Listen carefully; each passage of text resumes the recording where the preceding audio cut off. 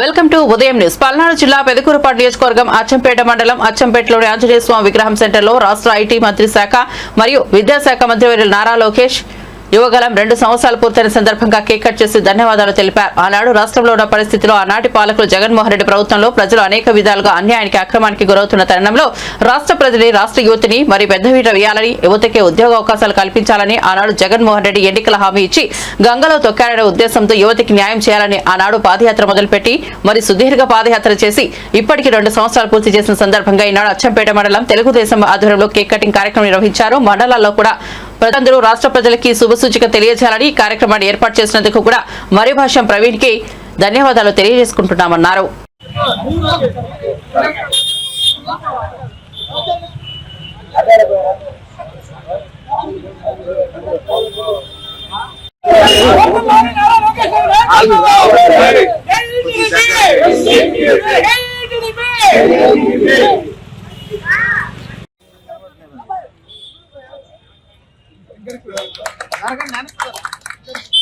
జరగండి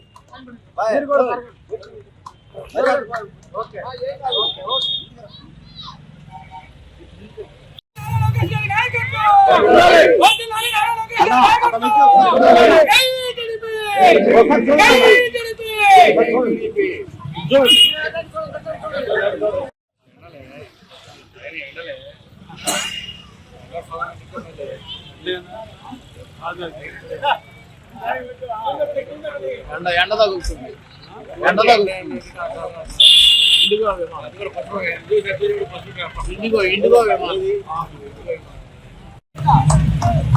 అన్న ఒకసారి చూడండి అన్న